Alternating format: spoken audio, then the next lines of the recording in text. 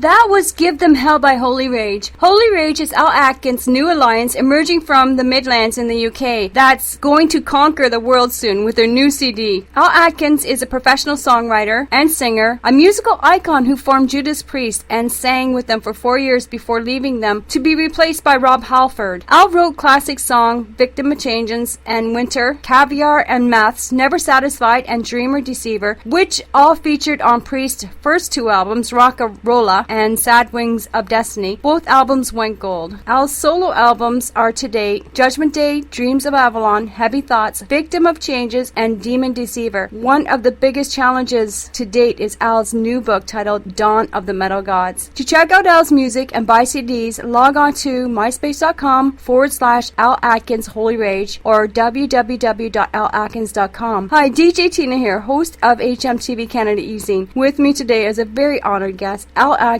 vocalist and songwriter of Holy Rage. Hi, Alan. How are things? How are things? Oh, things are fine. Things are great at the moment, thank you, yes. There are so many things I'm curious about. I want to start with the current album you're working on, Holy Rage. How many song tracks will be appearing on this CD, and when will it be released? We just put the first couple of songs down now, which I believe you had the MP3 sent to you. Yes. One's called Give Them Hell. The other one is Avoid to Avoid, which features Bernie Tormé, the guitarist who used to play for Gillan and for Ozzy at one time. Hopefully we get about 10 songs down, and it should be out, I think, it's going to be next year now. It's going to be after Christmas, so probably about February. Sounds good. I dig the song track Give 'Em Hell. Reminds me of what's going on in the economy and supergiants and corporates getting all the power and consuming up everything in their path, while others embark on entrapment and sin. What motivates or inspires you to write these great lyrics? It was just, I don't know, I write so many different songs about different things, and this is one thing over all the years I've never really sort of have covered. It's really about like the war what's going on and everything else in the world at the moment. Well, it's the same where we got the name from, the Holy Rage for the band. I was reading like an article in the paper, and we had to come up with a name. It's been like a couple of years now nearly, and I thought a fantastic name. It's a topical sort of thing what's going on, and so this song just was part of that, like, you know, another continuation of the name of the band. Like, you know, it was fantastic to write. We've just completed the video now, which is really, really good. Awesome. Okay. When it comes to lyrics, what topics or themes are you passionate about writing, and are some of these masterpieces locked away in a vault still? As I just said, I write about all different things if I can, you know. Yeah. Over the years, I've written so much stuff. I mean, getting away from the early years when there was like love songs, you know. I was never really good at writing love songs. It's always been about a fallen woman or a drunk or something, like, you know. Okay, so the things that you're passionate about would be relationships, perhaps, that are still locked in a vault and haven't come out yet, or better personal? Yeah, I've got lots of things going around in my head at the moment for writing new songs. I'm just putting one together now. And again, it's a typical thing of what's happening in the world at the moment. Again, so, and just things you read sometimes, and some things in the back of your mind will just trigger something off, and you just put it down. Okay. Where is the new album being recorded? Do you have anyone helping with the mixing and mastering of Holy Rage? Yeah, we're actually recording it at. I don't know if you know the band called Magnum from the UK. Yeah, they're like a melodic rock band. Okay. They're very, very big in the UK and in Europe, but I don't think they've really broke through into America or Canada over the years. But anyway, they have a studio, which is not far away from where we live. Awesome. It's an old farm, and they've done it all up in big studios. It's called Mad Hat, and that's where we're doing it. And we're using their sound engineer, Mark V. Stewart, to do all the mixing for us, and I do a lot of producing myself. Who is the incredible artist that designed your MySpace page and the Holy Rage logo? Is this going to be the cover of the new upcoming album? We haven't decided yet the colour. Maybe. It's a good design. I don't know. Yeah, it's one of those ideas. It could be there. Yeah. Your new lineup now. How did the alliance meet, and do the members share the same influences for their music? Oh yes, definitely. The band actually started. I did my 5th solo album called Demon Deceiver. That's been a couple of years back now. 2.5 years ago, and I needed a band to put together again to promote the album. So I've got local musicians and people I knew, musicians I know, and we put a 5-piece band together with twin guitars and sounding very sort of classic British rock sort of stuff. I did a lot of the songs which was featured on the album, and when I decided, I think this is enough now. We've been together like a year or something. There was like 3 members of the band said, "Oh, let's carry on. Let's just carry on playing, because this is fantastic, and we're building up a big sort of fan base here." So, okay, that's what we'll do. So I said we was going under the name of the Al Atkins Band, which is very pretentious and not very good.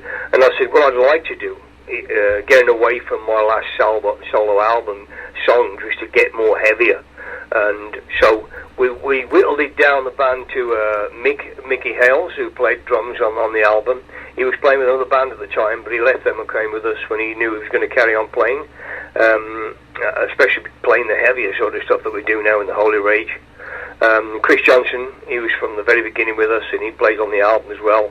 And Scott Dowell on bass now. So yeah, we decided to go more heavier, write new songs, and that's the way we've been going. And it's been absolutely fantastic. We've played alongside like Warrior Soul, Skid Row.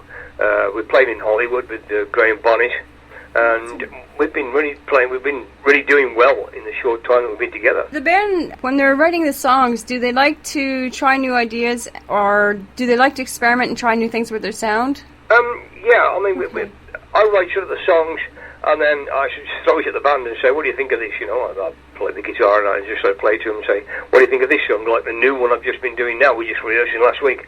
And they throw different ideas, Awesome. Which, I think it's always good, because if you're writing everything yourself, you have like sort of tunnel vision, you're just going down one way, but when other people start throwing things in at you as well, it's always good, and it always works better. Yeah, that's true. How have your live performances been in the UK? Are you receiving a great turnout of fans attending? Yeah, it's really great in the UK at the moment, We need to play more in America, that's what we're after, but the fan base built up really well in the UK now.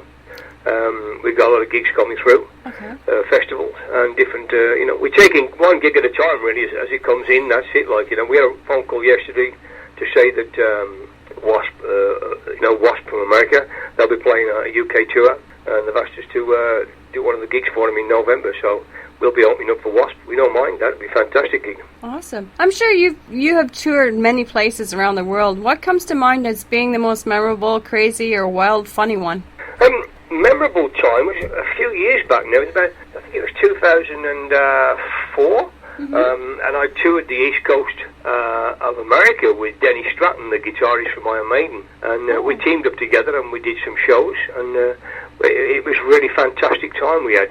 We started off in Tampa, in Florida, and we ended up on the East Coast. I say right the way up into New Jersey.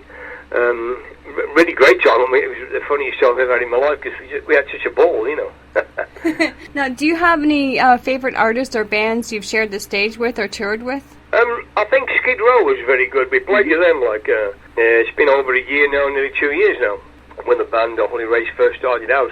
And it was a really great time because we played in Hollywood about 2 months later, and we walked into the Rainbow Rooms in Hollywood Boulevard, and somebody went, "Whoa, hello, Al, how you doing?" And it was like Skid Row was playing just down the road. We was at the Knitting Factory, and they were playing at the Blues House, is it? Mm-hmm. So yeah, it was great to meet up with them again, and it was a good gig for us. That one was the Skid Row gig. I really like that, and I like the one as well we played in when we come to America. It's always good. Where we played the Graham Bonnet. As I say, that was a fantastic gig for us. Wow, sounds really interesting, for sure. Okay, are you still active in your solo career, or concentrating on putting all your energy into Holy Rage at the moment? It's all Holy Rage at the moment. My solo career, I've done about 5 solo albums now, and I did 2 way back about 20 years ago. Wow. And I've just signed a new deal with a company in the UK called Angel Air Records, 5-year contract, and they're going to actually re-release a lot of the old stuff. So my solo career will keep going, I think, because they're going to the first 2 albums I did was for Berlin in Germany, and they more or less sold in Europe, and that's it. But with Angel Air Records, they've got places they distribute to, like South America and Japan and stuff, where these albums have never ever been released before. So it'd be really interesting to see him bring out these before Christmas. So my solo stuff will still be going on, but I want to concentrate on the Holy Rage as a band now, and that's it, Okay. Can you tell us about your album, The Sin Sessions, the song tracks and their themes and guest appearances? Yeah, that was the Demon Deceiver album. That was very fantastic. Well, I call it the Sin Sessions. We was going to call it Demon Deceiver, Al Atkins and Friends, and it just sounded so funny for Friends, an album like that with a title called Demon Deceiver. So we had to come up with something else, so I called it the Sin Sessions. I played with some great artists on there, guitar players, like Simon Leeds from Budgie, absolutely incredible guitarist from the UK, a phenomenal player, and also Brian Tatler from Diamond Head. It's great working with him on guitar. And as I say, we've done some bonus stuff now, which is like with Bernard Tormé. So there's a lot of artists playing on that album. It was a real good album to do. It's one of those albums though, which was like me personally, like we talked about earlier, writing solo stuff, and different ideas came out. It's a songwriter's album rather than doing like a Holy Rage album, which is like, really heavy metal. How did you meet up with Simon Lees? He's now with the band Anubis. Anubis, yeah, he is. Simon, I auditioned him to play in a band with me some years ago now, and we almost got to play together. We did sort of some video stuff, and he joined up with a band called Budgie, which was a real famous band right from the UK, Right. And they offered him, like, I was doing an album deal, I was doing this, doing that, and I said, oh, go for it, and so I drafted in, like, sort of Chris Johnson on guitar, and while Simon was playing with Budgie, I says, if you've got time, can you come and help me with my album? I'm doing a new solo album. Whenever you got time, pop in the studios. Unfortunately, where he lived was like a couple of kilometres away from where the studios were. So whenever he got time, he just popped in when he wasn't playing with Budgie, and it was great. He put some great guitar down. Cool. And you known the band for years, like Budgie? Budgie, I've known for years. Even in Judas Priest days, when I sang for Judas Priest, way back in the early 70s, we used to play with Budgie a hell of a lot. And Budgie was signed with MCA Records at the time, and Judas Priest, we were still trying to get a record deal. But we had some fantastic gigs with them. I must have been about six times we played them. And after I think I left the band and Rob Alford took my place, I think they went on a European tour with Budgie. So, yeah, we've known Budgie for a long time. Awesome. Out of all the albums you produced in your solo career, which one are you the most proud of as being the most treasured one or the most accomplished to date? I think the Victim of Changes album. I was approached by Neat Metal Records. This was the big label for new wave of British heavy metal bands, from the late 70s, early 80s. I mean, they signed all the bands like Diamond Head, Motorhead, whoever it was at the time coming out, Saxon. And they asked me to put an album together, recording all the songs that I'd written for Judas Priest and whatever, over the years, which I had never recorded myself. And I said, well, hang on a minute, yeah, there's quite a few songs out there, like Winter, Never Satisfied, Caveat of Mess, Dream of Deceiver, Victim of Changes, and I said, well, we got some early demo stuff I did with Priest, so we put those on the album as well. And fortunately for me, unfortunately for Priest, Dave Holland had left the band, and he was just doing some jam session work with Tony Iommi from Sabbath and Glenn Hughes, and I called him at the studios where they were recording one day. I says, do you fancy coming and do an album with me, doing a lot of the old Priest stuff? And he says, yeah, no problem. And I knew Dave from way back as well, from the Trapeze days even. So he came along, we got on great, and we put the album together and produced it and I thought it was a good connection to have another member of the Priest, at the session, So it was really good. It was a great session. Put the stuff down there, and I was quite pleased the way the outcome was for that Victim of Change album. In fact, the album now is owned by Universal Studios, but Universal Records, sorry.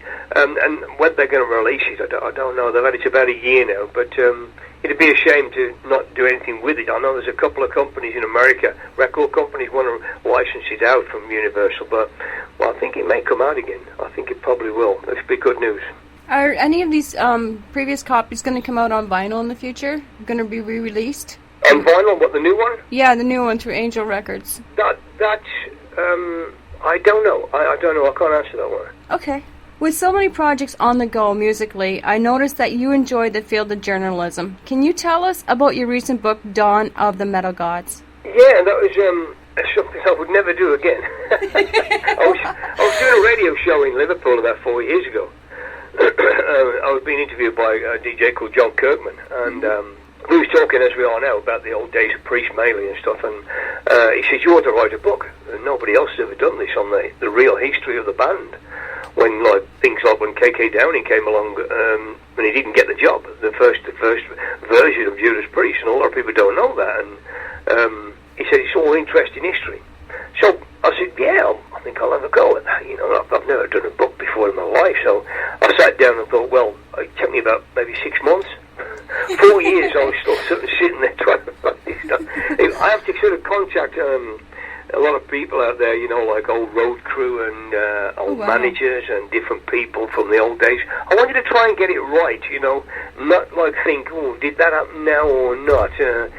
I want to get the facts right, but it took such a long time that I was amazed. I mean, I wasn't doing it day after day after day. I just I'd pick it up 1 week and then I'd do a few pages and then I'd go back to it and think of something else, and But in the end, I had an author called Neil Daniels to help me out. I says, can you help me out with this book? And I need a publishing company and everything. So we did okay.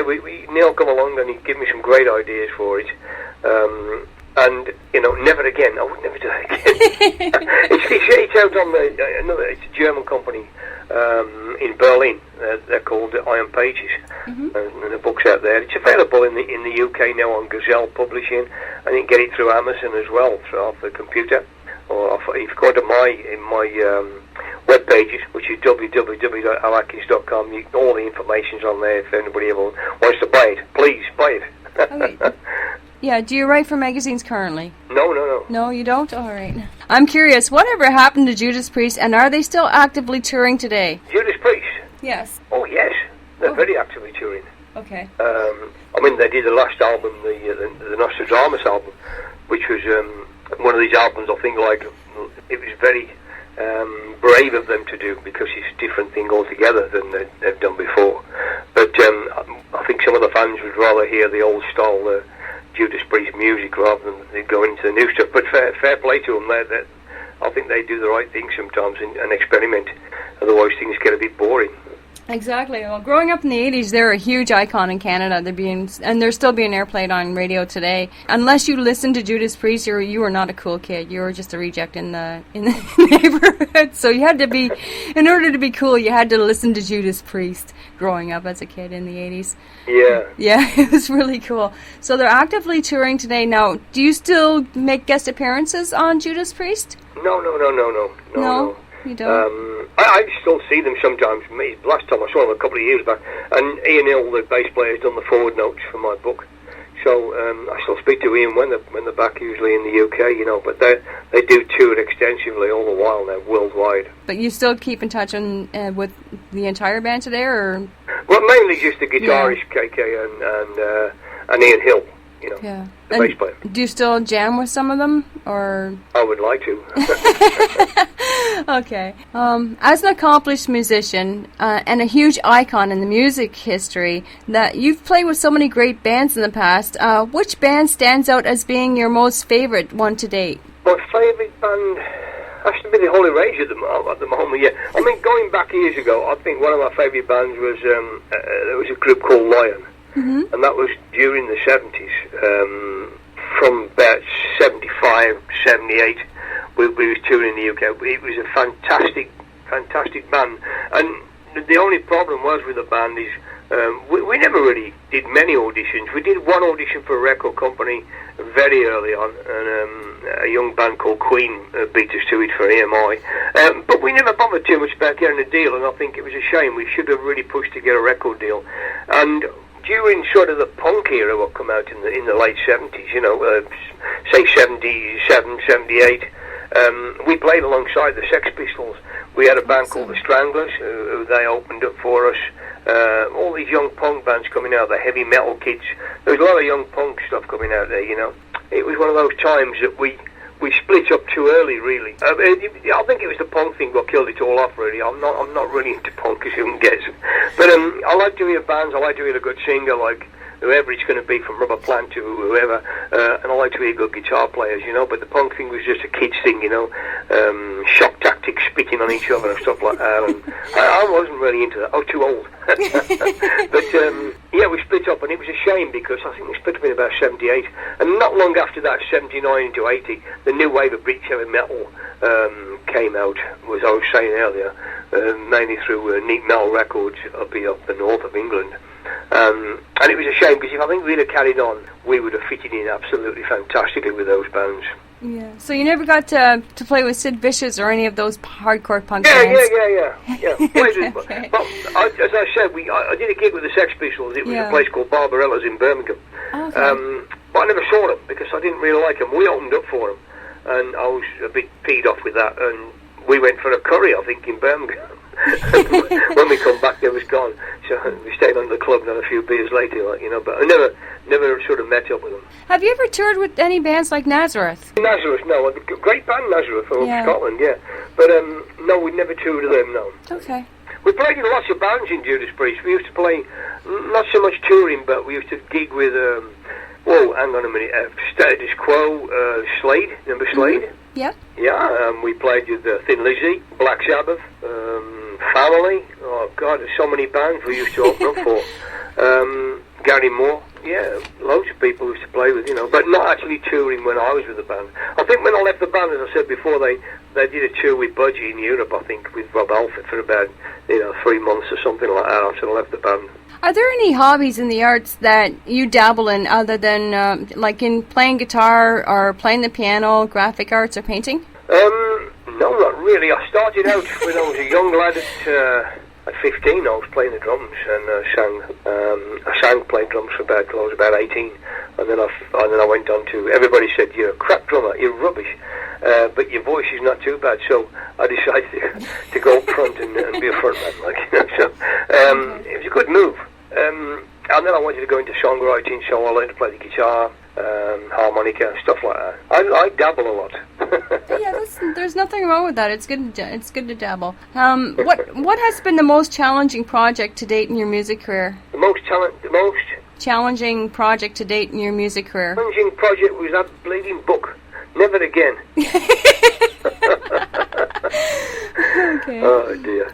So, is there anything new you haven't tried or want to try in your music career? I'd like to do an album with the band now, and possibly tour Japan. I'd love to have gone to Japan. Never been to Japan, and that was a place I always wanted to go. And when I was with Dennis Stratton touring America, he used to play a lot in Japan with a band called Praying Mantis. They could never break through in America, but they made it big in Japan. And he says, we were absolutely fed up of playing there. And I'm going, oh God, And it's a place that I always wanted to play.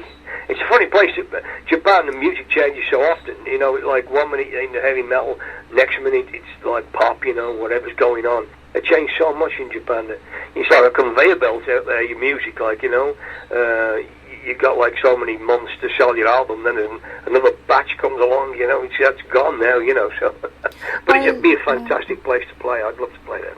A lot of musicians want to play in Japan currently. They want to go over there and they want to tour. Yeah. Yeah, it's a really it's like Montreal. Like a lot of bands want to come here and they want to play in Montreal. It's supposed to be a really good hot spot for live shows. Yeah. Yeah. I'd like to play in Canada. I've been to America a few times, but I've never been to Canada either. But get us some gigs. We'll play over there. We got lots of brew, like lots of beer companies. Oh yeah. So it's non-stop party here. Like if you're at the Molson Amphitheater and you're playing there, we got waitresses that'll bring beer right to your seat. Sounds good to me. Oh yeah, sounds great. Okay, I know you're no stranger to the music industry, but what's your opinion on the industry and where it's headed in the future? That's a tough one. Where's it going in the future? Yeah. I don't know. I think we'll see the end of CDs, won't we? I mean, it's going to go that way. Which way, I don't know. I'm not for downloading the stuff for free. I don't like that idea because it's ruining the business, But I don't know. If I knew which way music was going to go in the future, I'd be a millionaire.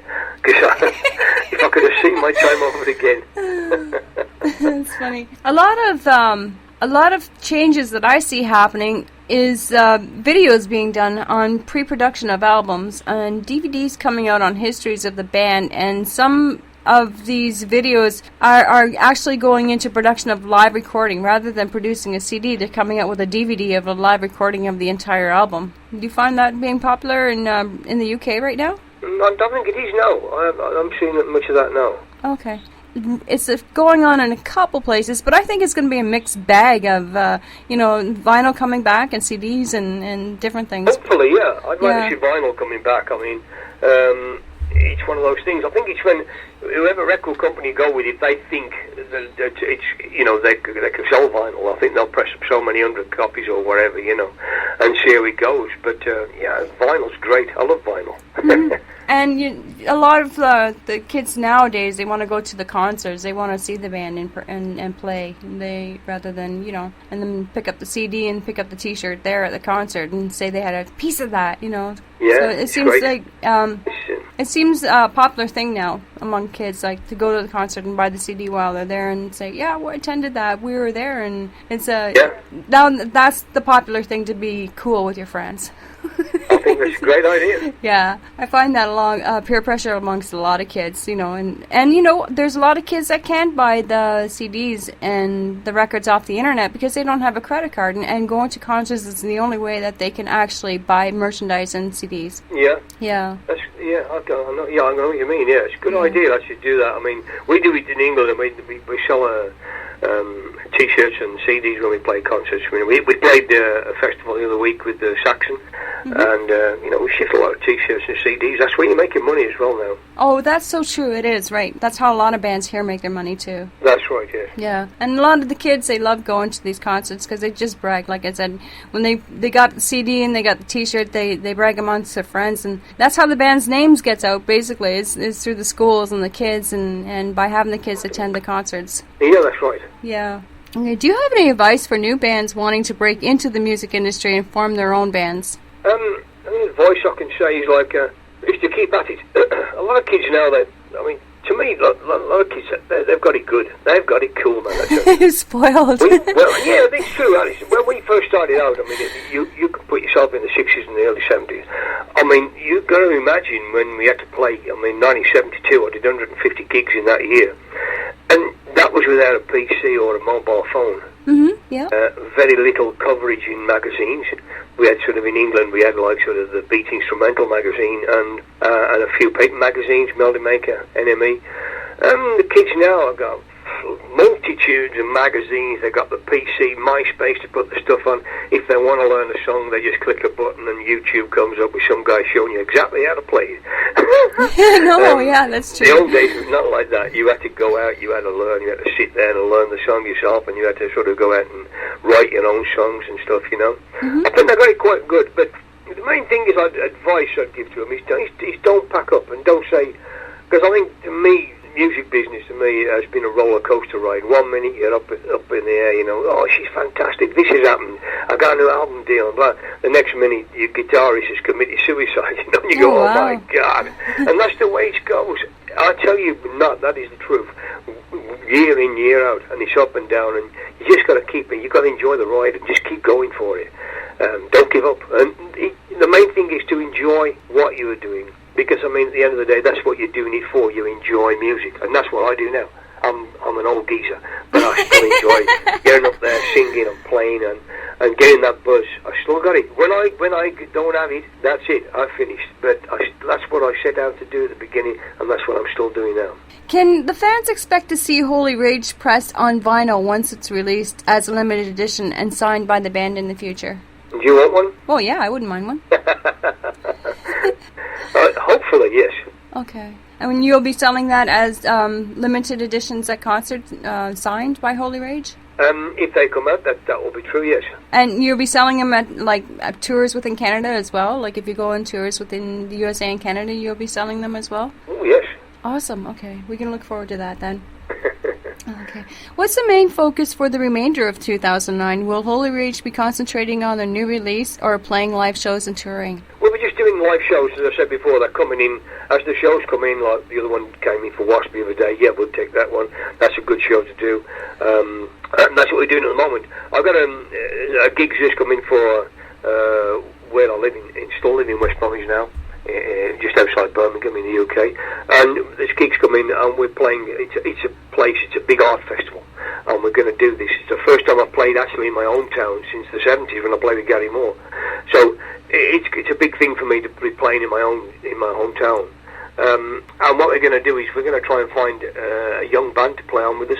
So we're going to hold a competition and try and find a young band out there in what we call the Black Country. The Black Country where I live. It's a big industrial area just outside Birmingham. Oh wow! We're gonna try and find another young Judas Priest if we can, a young band. Send the CDs into me with a couple of tracks on, and then we'll go through them all, and then we'll choose about 6 bands. Then they'll play live at the Arts Festival, and then we'll choose just the one winner, and then they'll get stuff played on like Kerrang Radio, and they'll get the free video done of them, and they'll be playing with us live at the place. So I got that. I'm doing that. Just takes up a bit of time for myself at the moment. I'm doing that at the moment.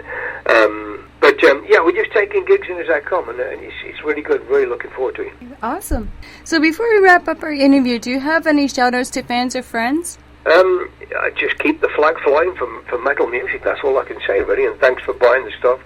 And we'll see you when we get out there on the road. Okay. Al, thank you for this interview. I also want to send thanks to Willie Forrest and Angel Air Records for allowing our easy to interview you. Horns high, you rock. And you do too, Tina.